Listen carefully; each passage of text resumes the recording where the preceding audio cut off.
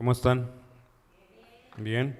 Como dijo la semana pasada nuestro compañero que le tocó compartir, dijo, bueno, otra vez me tocó, así que también a mí otra vez me tocó el día de hoy, pero lo hago con mucho gusto el día de hoy, recordando, empezando, quiero pues darle la bienvenida nuevamente y recordar lo que acaba de decir nuestro pastor, ¿verdad? Que estamos nosotros en un centro, en un lugar de adoración, a eso venimos el día de hoy, así que como siempre les digo, cuando tengo oportunidad de estar en este lugar, que la mejor decisión que hemos tomado este día, pues es estar aquí, ¿verdad?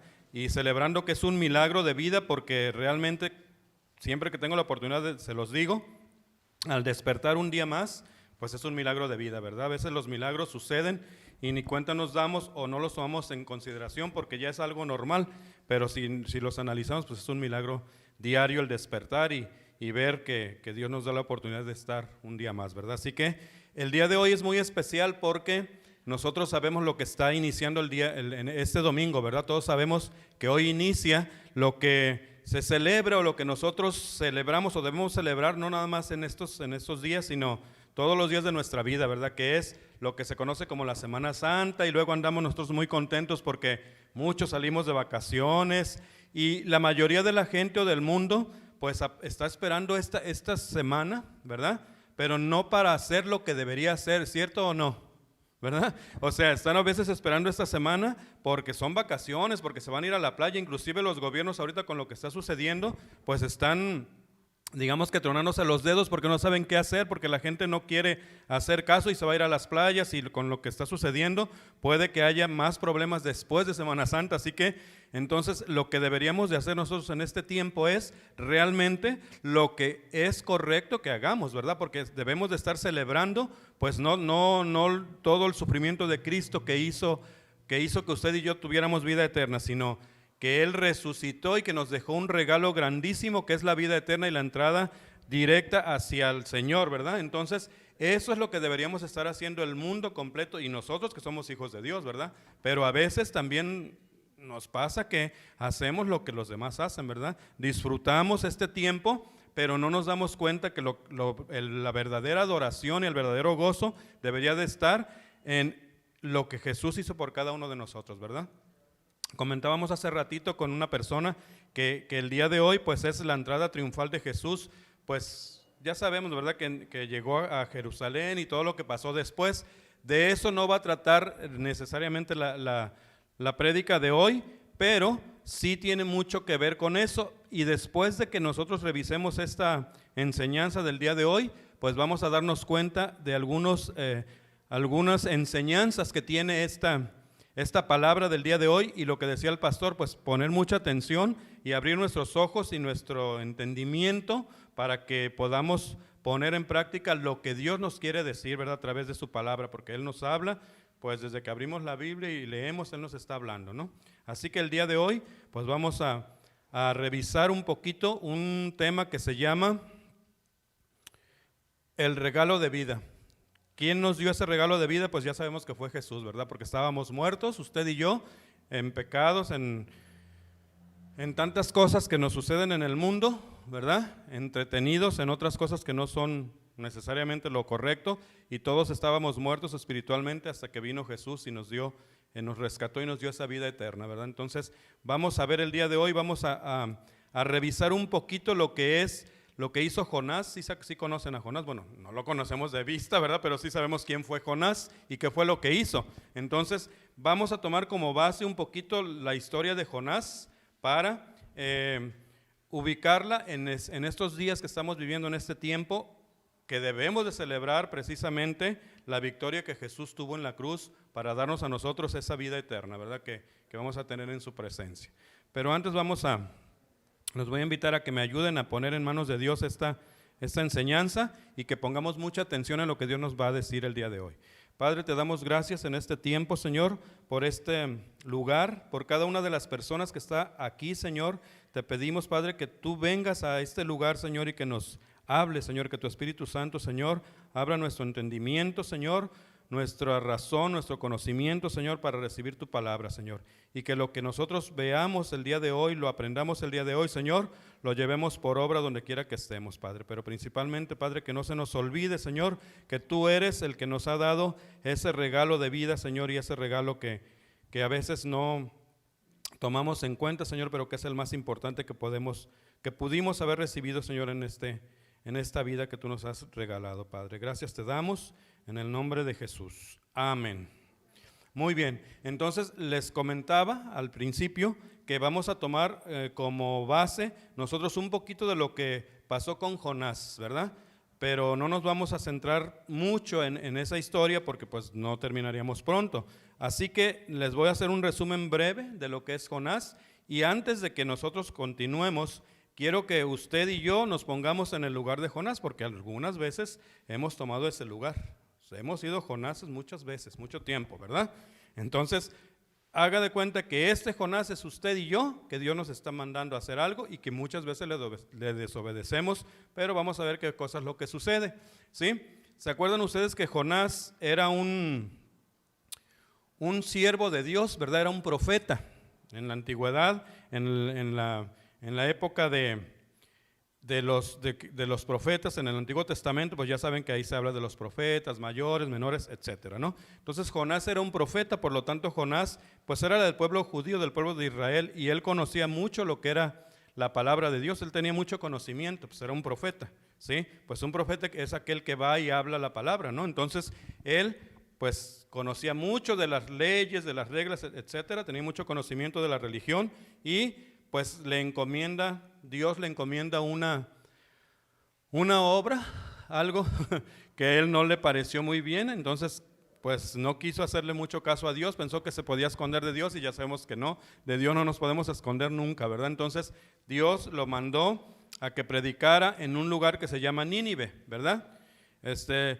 Los ninivitas, por decirlo de alguna manera, eran enemigos del pueblo de Israel, o sea, no se llevaban. Pero bueno, hasta cierto punto lo mejor, el pueblo de Israel tenía razón, porque ese pueblo, estas personas eran muy malas, o sea, demasiado malas. Entonces, pues no se llevaban bien con el pueblo de Israel y eran sus enemigos. Entonces, pues cuando el Señor le dijo a Jonás que fuera a predicarle a ese pueblo, pues Jonás no le pareció, o sea, es como si nos dijera a nosotros, como nos dice Jesús después ya en el Nuevo Testamento, que amemos a nuestro enemigo, ¿verdad? Como que le dijimos, no, Señor, pues todo lo que tú quieras, menos amar a mi enemigo, ¿verdad? Que nos cuesta trabajo.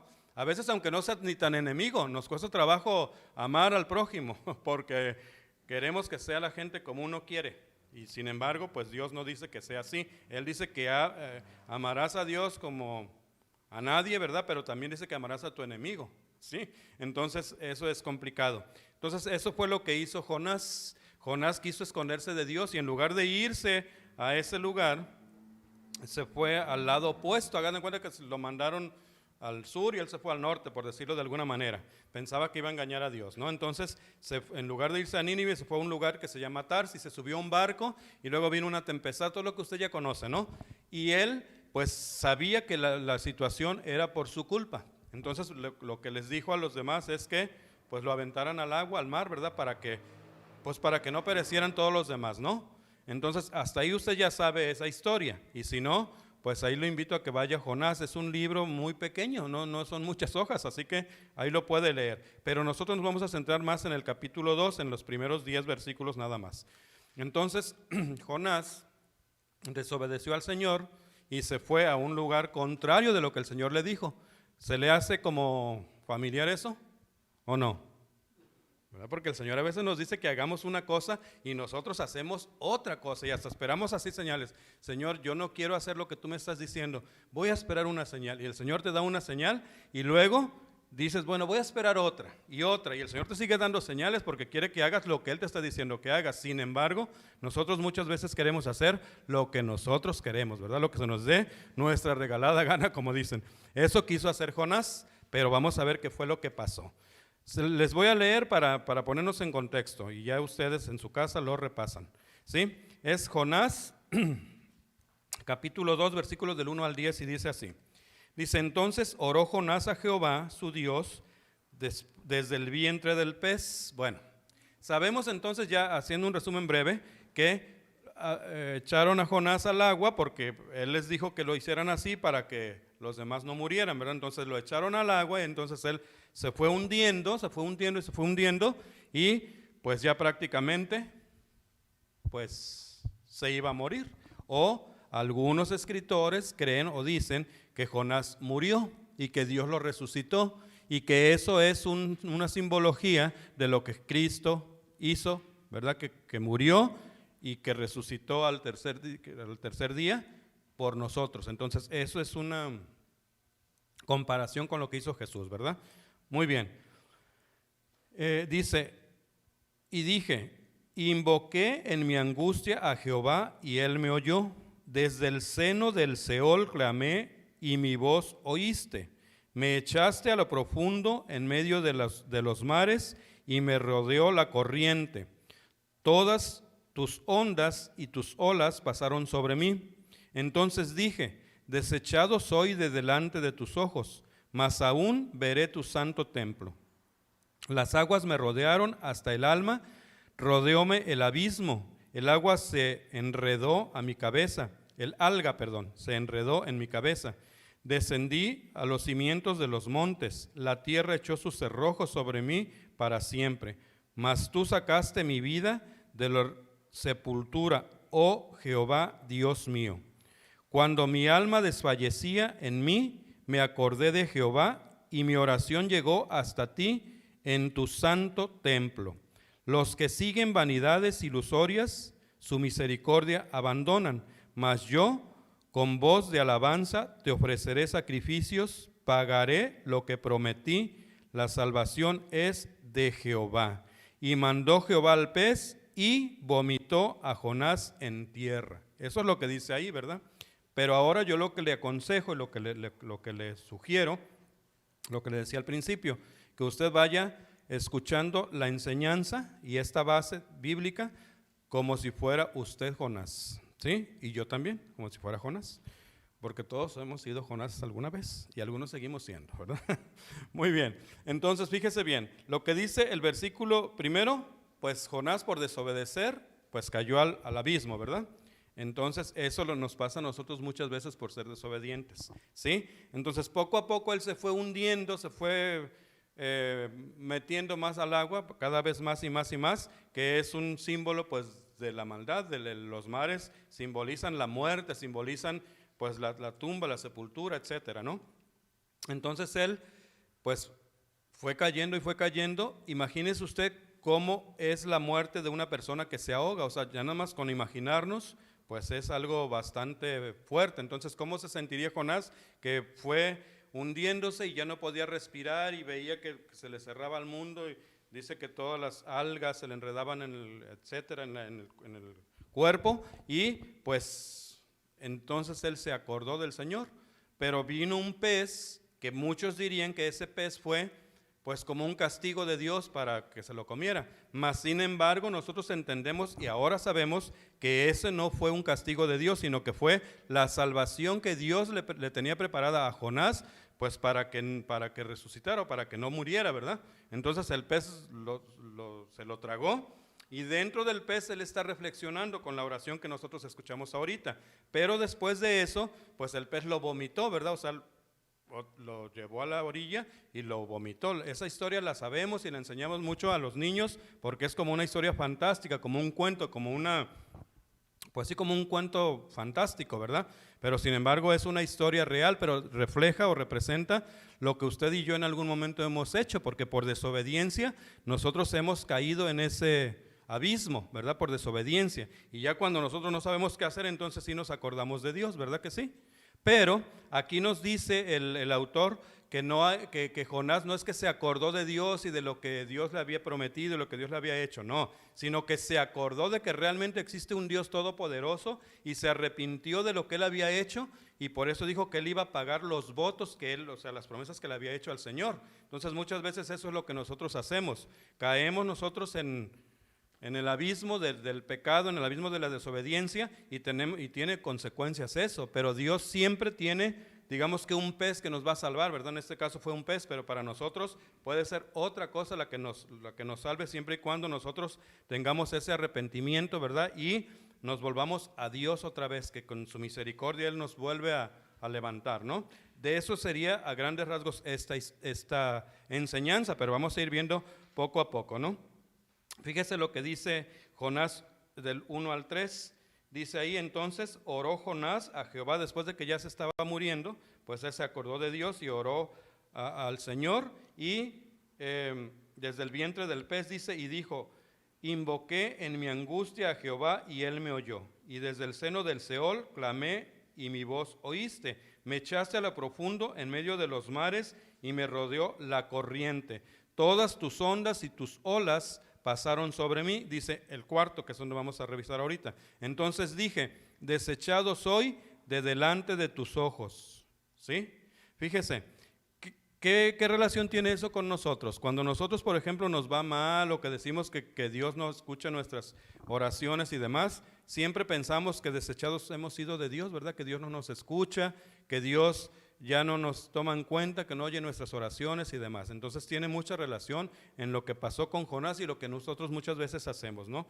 Pero dice que en este momento Jonás empezó a reflexionar y empezó a acordarse de lo que Dios es y de las promesas que Dios le había hecho. Y hay un punto importante aquí muy bueno que dice, pero dice: más aún veré tu santo templo. O sea, él se acordó y dijo: no, Dios Todopoderoso pues va a tener misericordia de mí, me va a salvar, porque yo sé que aún veré el santo templo del Señor. Y quiero explicar un poquitito del santo templo, porque no tenemos mucho tiempo para explicar todo lo que está aquí, porque acuérdense que los judíos tenían un templo, ¿cierto? Ok, entonces los judíos tenían un templo donde iban a adorar al Señor, siempre. Entonces mucha gente de aquella época, estamos hablando del Antiguo Testamento, iba al templo, y el templo pues estaba en Jerusalén. Entonces en ese templo Dios pues había hecho muchos pactos con los hombres en aquel tiempo. Salomón, todos los que estaban en aquel tiempo, pues ya ven que pues Salomón construyó el gran templo, ¿no? Entonces él les había prometido que cuando fueran a ese templo, pues las oraciones que hicieran al Señor, a Jehová, pues iban a ser escuchadas. Entonces los judíos, todos los judíos, junto con Jonás, que era judío lógicamente, pues tenían eso en su vida espiritual. Para ellos el templo era la representación de un Dios aquí en la tierra, porque ahí era el lugar donde estaba Dios. Por eso él se acordó y dijo: aún yo veré tu santo templo, ¿sí? Entonces hacían procesiones, mínimo una vez al año iban, ¿sí?, a ese templo, pues para pagar los votos que habían prometido y demás, todo lo que ustedes ya saben, ¿no? Entonces hagan de cuenta que era como si fuera un pueblo, y que todos los lugares cercanos, las rancherías, etcétera, fueran a ese lugar para pagar los votos. Entonces el templo representaba para los judíos un lugar físico muy importante, ¿sí? Pero pues vamos a ver qué pasa después, ¿no? Para nosotros ahora el templo, ¿quién es? Que eso es lo que queremos ver. Por ejemplo, en el Salmo 11:4 dice: el Señor está en su templo, ¿sí? Así lo pueden buscar en la Biblia. El Salmo 138:2 dice: andaré en su santo templo. Y Habacuc 2:20 nos menciona: Jehová está en su templo, calle delante de él toda la tierra. O sea, aquí estamos hablando del templo físico construido por los hombres, pero donde ellos cuando oraban también, pues lo hacían en dirección de ese templo, ¿sí? Y cuando iban al templo, pues iban a orar, y entonces ellos tenían la idea de que ahí sus oraciones iban a ser escuchadas, ¿verdad? Ahora usted y yo sabemos que el santo templo, pues representaba en aquel tiempo la habitación de Dios, pero a diferencia de los judíos del Antiguo Testamento, usted y yo sabemos que todo eso ya cambió, ¿cierto? ¿Por qué? Porque vino Jesús ya en el Nuevo Testamento, y ahora Él es nuestro santo templo, nuestro refugio. ¿Sí? Nosotros ya no tenemos que orar como todavía hacen algunas personas, algunos creyentes, a la dirección de ese templo, porque ahora nuestro templo y nuestro refugio, ¿quién es? Jesús, ¿verdad? Entonces nosotros ya tenemos a Jesús en todo lugar y en todo momento. Entonces ya no tenemos que recurrir a un templo físico. ¿Por qué? A quien debemos de recurrir es a Jesús, porque Él está siempre dispuesto para recibirnos y para escucharnos. Ese es nuestro templo y esa es la diferencia entre aquel tiempo y el de ahora, ¿no? Dice, ahora nuestra mirada no está puesta en Jerusalén, ¿sí? Como en el Antiguo Testamento. Nuestra mirada ahora está puesta ¿en quién? En Jesucristo, ¿verdad? Que es más grande que el santo templo de Jerusalén, ¿cierto o no? Sí.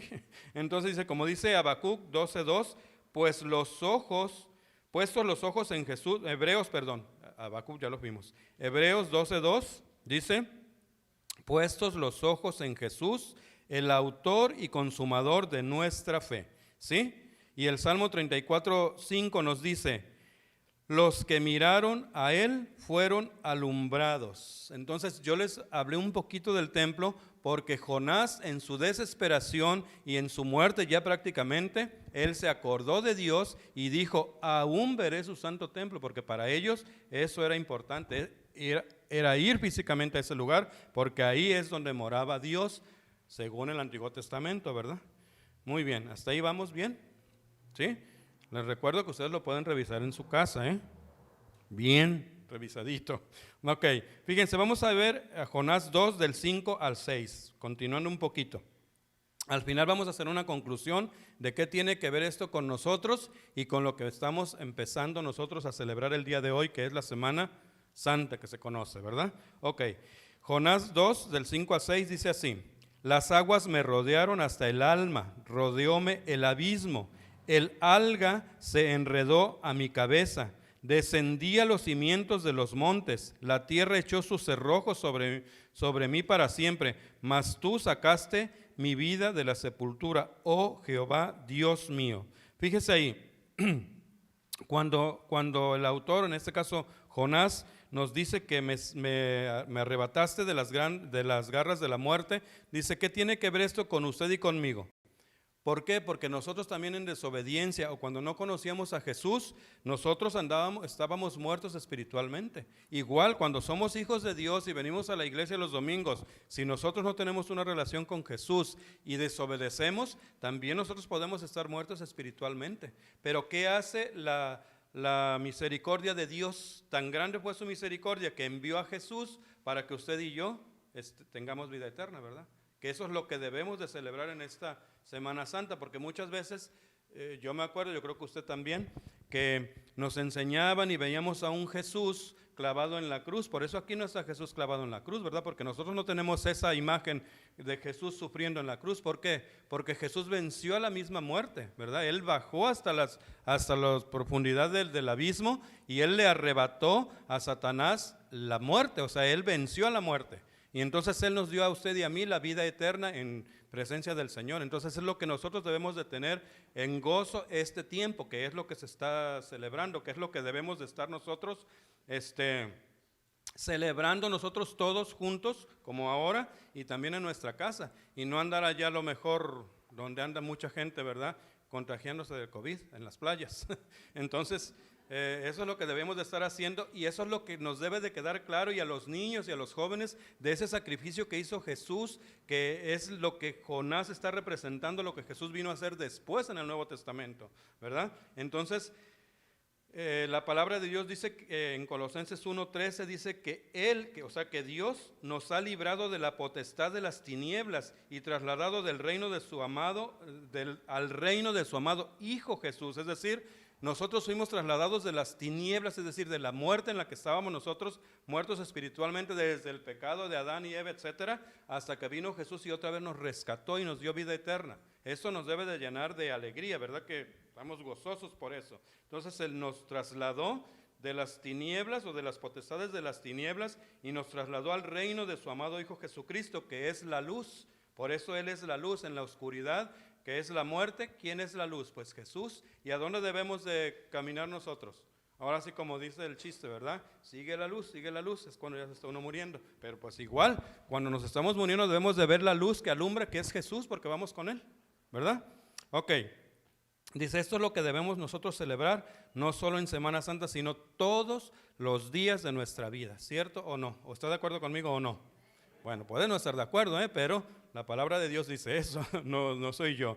Dice, nos ha sacado de la muerte y nos ha dado vida eterna en Cristo.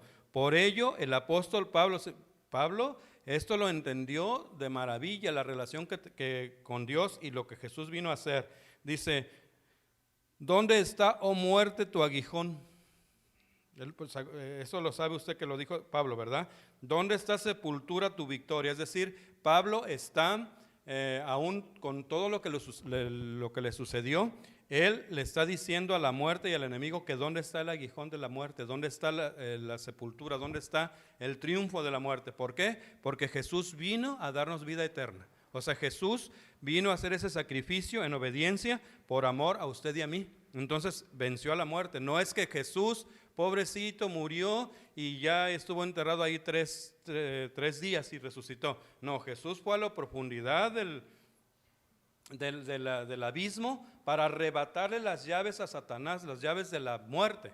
Entonces Él venció a la muerte y subió, el Señor resucitó para darnos vida eterna. O sea que nosotros ahora somos felices porque el Señor nos dio esa vida eterna, ¿sí? Jonás no lo pudo hacer porque Jonás no era Cristo, ¿verdad?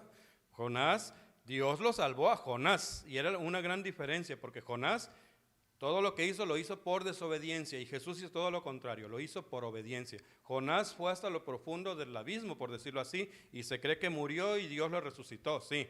Pero Jesús fue a ese lugar, pero para para tener la victoria de la muerte, ¿sí? Entonces Él arrebató las llaves de la muerte para darnos vida eterna. Y Jonás fue por desobediente y Jesús fue por obediencia. Esa es la diferencia, ¿verdad? Entonces sí comparan a Jonás con lo que Jesús hizo, con la obra de Jesús, pero hay que ver un poquito las diferencias, o mucho las diferencias, ¿verdad?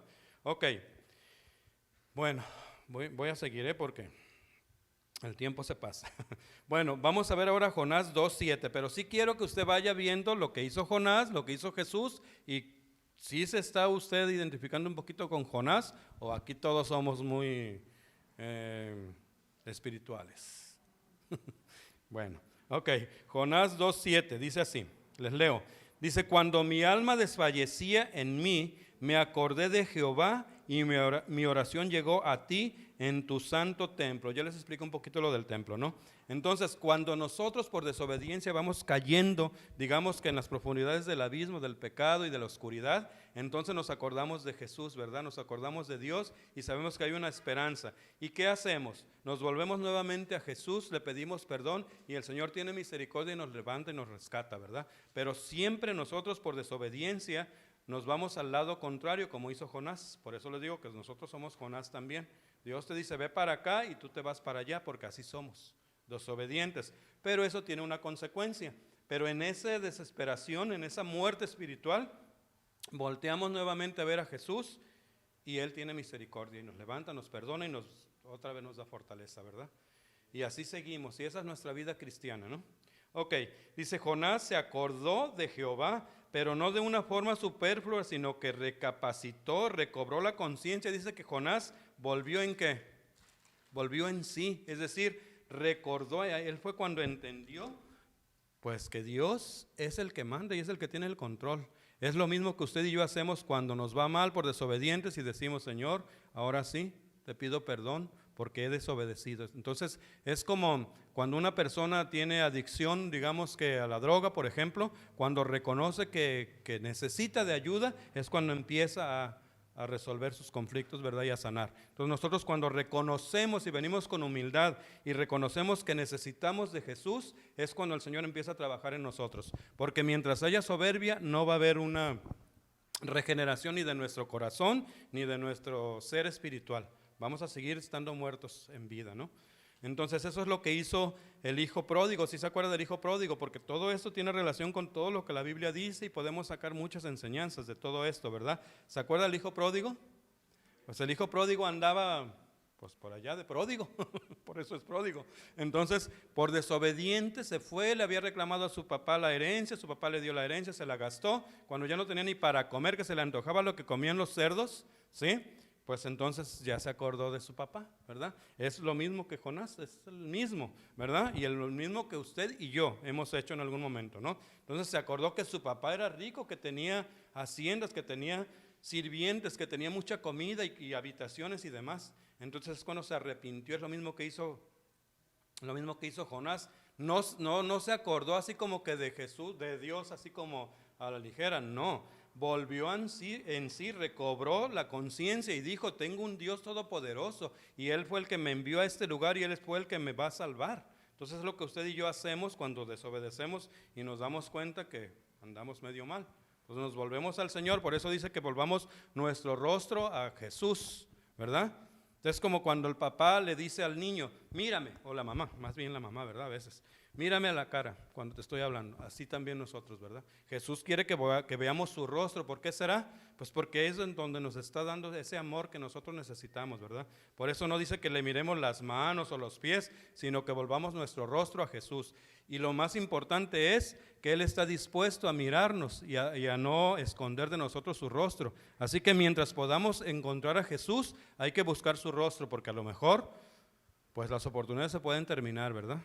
Así que hoy es un buen día, esta Semana Santa es una buena oportunidad para que nosotros volvamos nuestro rostro a Jesús.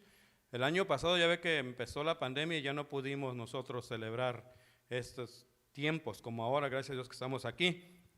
Pero esa es una buena oportunidad para volvernos a Dios y pues enderezar nuestras veredas que están un poquito chuecas, ¿verdad?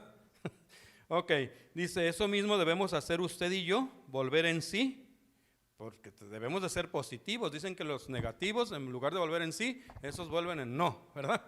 O sea, son tan negativos que no vuelven en sí, vuelven en no. Pero usted y yo debemos de recapacitar y volver en sí y recobrar esa relación que tenemos con el Señor, ¿no? Entonces, por eso estamos viendo lo que pasó con Jonás, que somos usted y yo, ¿no? Entonces debemos volver en sí y recordar quién es nuestro Padre, arrepentirnos y volver a la luz que alumbra en esa oscuridad en la que a veces andamos caminando. Esa luz, pues ya sabemos que se llama Jesús, ¿verdad? Y Dios tendrá misericordia de aquel que se arrepiente. Dice en otra versión, dice, elevé mi oración sincera. Lo que hizo Jonás, que elevó su oración sincera, reconoció quién era Dios.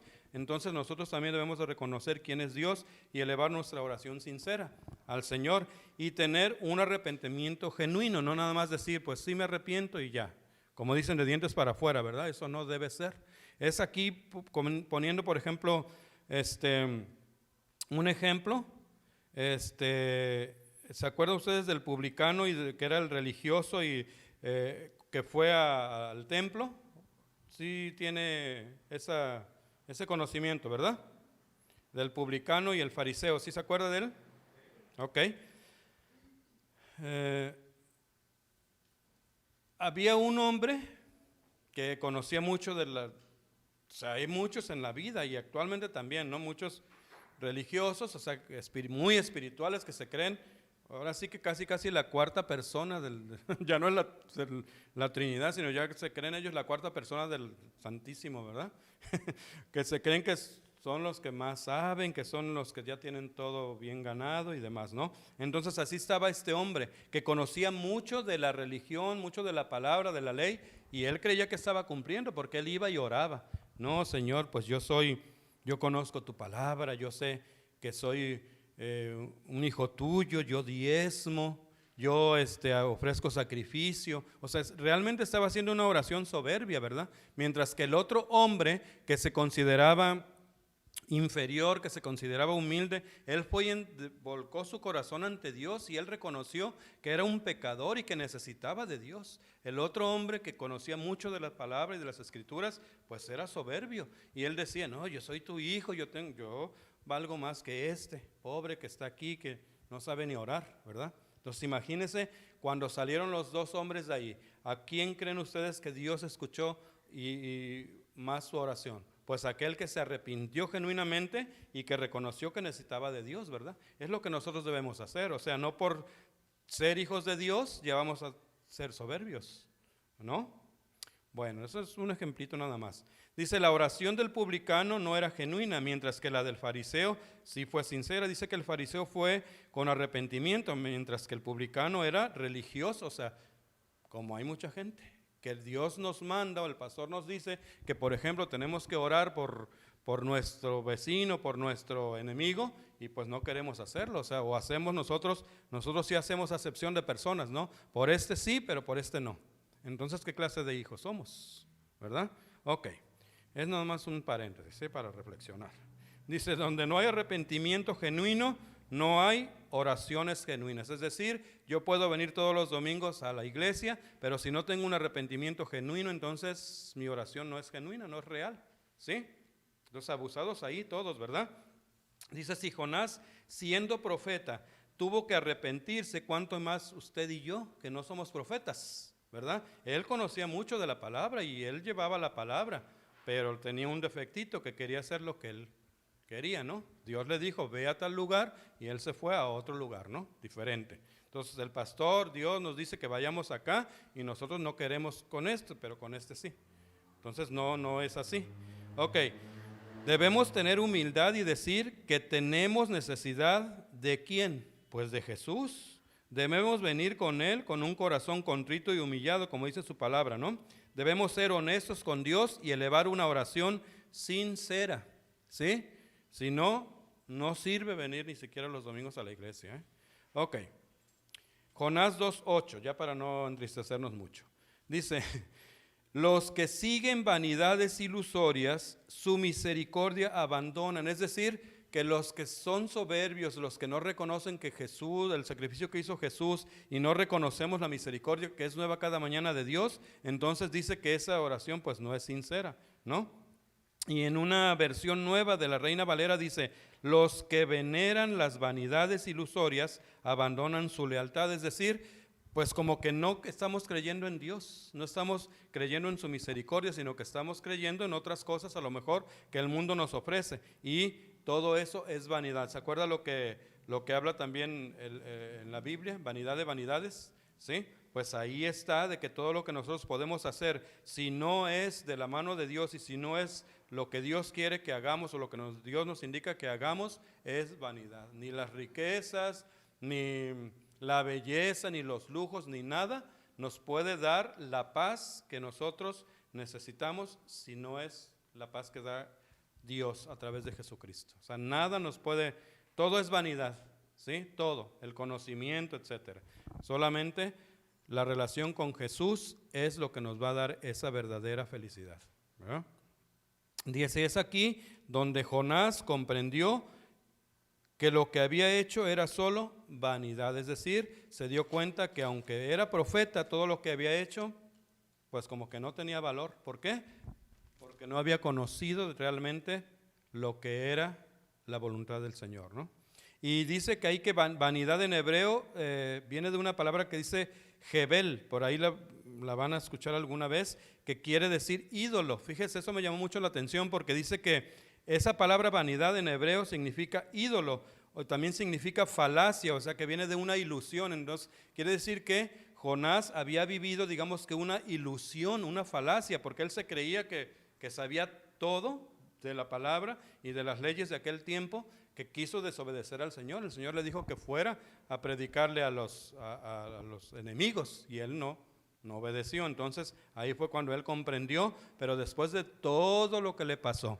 Y eso es lo mismo que nos ha sucedido a nosotros muchas veces. Después de que nos pasan las cosas por consecuencias de desobediencia, entonces ya entendemos cuál es la voluntad de Dios, ¿verdad? Así que los que somos hijos de Dios, el Señor nos va a poner pruebas, ¿verdad? Porque la prueba es parte del crecimiento del ser humano, del cristiano, y si no andamos muy bien en la relación con el Señor, Él va a permitir esas pruebas como lo permitió con Jonás, para que nosotros tengamos una relación genuina con Él. Así que las pruebas deben ser bienvenidas en nuestra vida cristiana, porque eso es lo que nos hace madurar y tener una relación más fortalecida con el Señor, ¿no? Fíjese, vamos a ver ahora, dice, y ya como conclusión de lo anterior, dice que los que siguen ídolos rechazan la misericordia de Dios. ¿Será que eso nos ha sucedido a nosotros algunas veces? A veces nosotros rechazamos la misericordia y el amor de Dios porque tenemos más confianza en otra cosa, ¿verdad? A veces tenemos más confianza, digamos que a lo mejor en el banco, por ejemplo, en el trabajo, ¿sí? En el médico, etcétera. Y por último ya está Jesús o a Dios, ¿verdad? Y debe ser exactamente todo lo contrario. Entonces, los que siguen ídolos rechazan la misericordia de Dios. Y no necesariamente es un ídolo, un santo o un ídolo de oro, de madera. No, no, no. El ídolo puede ser un trabajo, la familia, los amigos, el deporte, etcétera, porque le damos más importancia a eso que a la relación con Dios, ¿verdad? Y vamos a ver Jonás 2:9, ya para ir cerrando un poquito. Dice, mas yo con voz de alabanza te ofreceré sacrificio, pagaré lo que prometí, la salvación es de Jehová. Después de que nosotros nos damos cuenta de que la estamos regando, por decirlo de alguna manera, por desobediencia, entonces nosotros nos acordamos que hemos hecho mal, que estamos mal. Nos debemos arrepentir y pagarle al Señor los votos que le habíamos prometido. O sea, no basta nada más con decirle, Señor, sí voy a ir todo el 2021 a la iglesia todos los domingos. Eso no es, digamos, no es malo, pero tampoco no es lo más importante para Dios. Dios quiere que lo obedezcamos, ¿verdad? Entonces dice, Jonás rechazó la vanidad, volvió en sí, como escuchamos, se arrepintió y abrazó a la fe y protección divina. Eso es lo que debemos hacer nosotros. Eso mismo debemos hacer nosotros, reconocer nuestras fallas y valorar y honrar la misericordia de Dios. Por eso decíamos, en la palabra de Dios dice que las misericordias de Dios son nuevas cada mañana. Por lo tanto, cada mañana debemos reconocer la misericordia de Dios, porque Él nos tiene aquí por su misericordia. Entonces debemos de tener humildad y reconocer que tenemos necesidad de Dios y buscar a Dios siempre, no nada más cuando estamos en problemas, ¿verdad? Y dejar de lado esos ídolos que pueden ser muchos, ¿verdad? Y que a veces sin darnos cuenta tenemos esos ídolos, los hijos, el trabajo, etcétera, ¿sí? Entonces hay que tener mucho cuidado porque Dios es celoso y Él es el primero, el número uno, ¿sí? Entonces eso debemos hacer nosotros, pagar nuestros votos y nuestras promesas, ¿sí? Decir, voy a serte fiel, ganaré almas, diezmaré, ofrendaré, oraré, ayunaré, etcétera. Lo que me indiquen que yo haga, Señor, lo voy a hacer. ¿Por qué? Porque es como estar de acuerdo contigo y pagar, de alguna manera estar en sintonía contigo por tu misericordia que es nueva cada mañana, ¿verdad? Sí, ya no andaré jugando a la ruleta rusa con la salvación, ¿verdad? Porque a veces andamos así como que jugando a la ruleta rusa con la relación cristiana que debemos de tener, ¿no? Y a veces, imagínense, eso de la salvación ya sería otro tema que el pastor algún día va a predicar o a enseñarnos, ya nos lo ha enseñado, ¿verdad? Pero, por ejemplo, imagínese usted que usted anhelaba mucho un carro, por ejemplo, un carro último modelo de los más caros y de los nuevos, ¿verdad? Y su esposo le regala ese carro. Pero, por ejemplo, usted como está enojada con su esposo, pues que ese carro nuevecito, usted lo empieza a golpear, lo desbarata, lo rompe. ¿Qué va a hacer su esposo con usted? ¿Le va a regalar otro? A lo mejor no, ¿verdad? A lo mejor lo perdona y después al otro año a lo mejor le regala otro, ¿verdad? Pero quién sabe. Entonces, ¿cómo se siente el Señor cuando nos está regalando la vida eterna y la salvación y nosotros somos malagradecidos y le damos la espalda?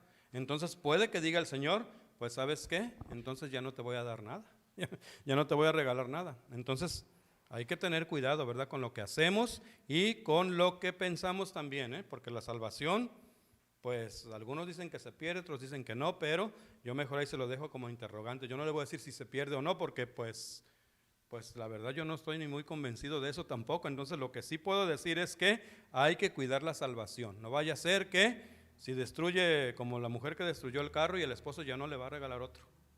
Entonces, quién sabe qué vaya a pasar, ¿no? Entonces, la salvación es de nuestro Dios, ¿verdad? Jonás 2:9 reconoció que la salvación viene de Dios y no de lo que él creía, ¿verdad? Dice, ¿quién dio todas las órdenes a lo que pasara? ¿Quién envió al pez? ¿Quién mandó la prueba para que se arrepintiera Jonás? Dios, ¿verdad? Entonces, cuando a nosotros nos está sucediendo algo como lo de Jonás, pues hay que reconocer a Dios y hay que reconocer si la regamos y arrepentirnos y tener humildad y obedecer al Señor. ¿Ok?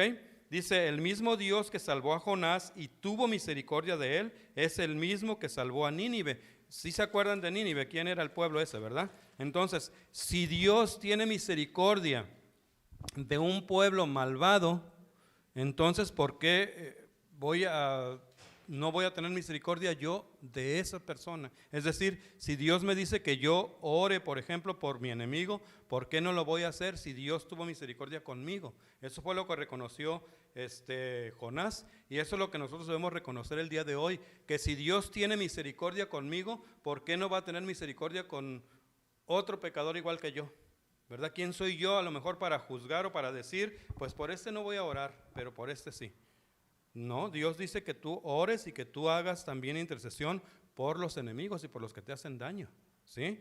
Ok, entonces nos está cayendo un poquito el 20 de lo que hizo Jonás y lo que nosotros hacemos, y nosotros también nos parecemos a Jonás en algo, sí, ¿verdad? Ok, dice, usted y yo somos esos Jonases y Dios nos quiere usar, entonces déjese usar, usted también, deje a lo mejor de andar buscando esos ídolos y obedecer mejor al Dios, ¿verdad? Que es el que tiene, digamos que, la verdad en la mano, ¿no? Entonces Efesios 2:1 nos dice, y Él os dio vida a nosotros cuando estabais muertos en vuestros delitos y pecados. Entonces eso hay que recordarlo siempre, que el Señor, estando nosotros muertos en vida, en pecado, espiritualmente, Él primero mandó a Jesús para que tuviéramos vida eterna, pero Él nos ha dado vida y Él nos ha perdonado. Entonces eso no lo debemos de olvidar nunca, y eso es lo que nosotros debemos de estar celebrando en este tiempo, en lugar de estar pensando que a dónde vamos a ir, ¿verdad? Ok, podemos ir, pero también no hay que recordar lo que Dios hizo por nosotros, ¿verdad?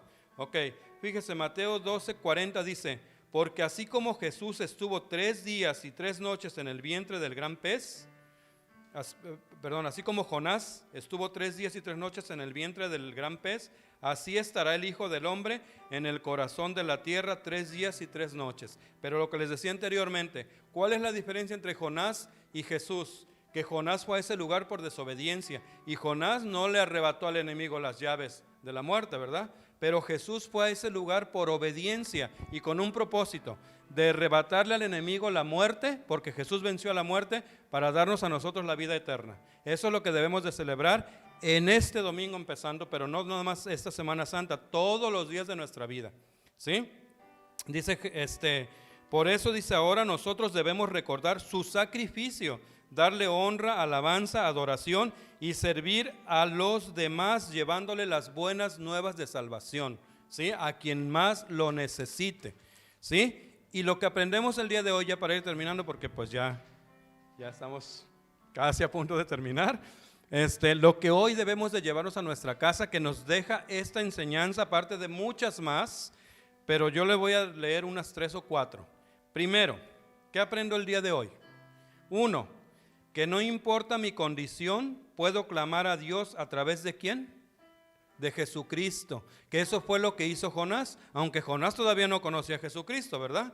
Por eso él se acordó del templo y demás, pero nosotros ¿de quién nos tenemos que acordar? De Jesús, ¿verdad? Entonces no importa cómo andemos, no importa, Dios quiere que nos arrepintamos y que clamemos a Él. Entonces no importa la condición en la que estemos, porque Dios nos perdona, ¿sí?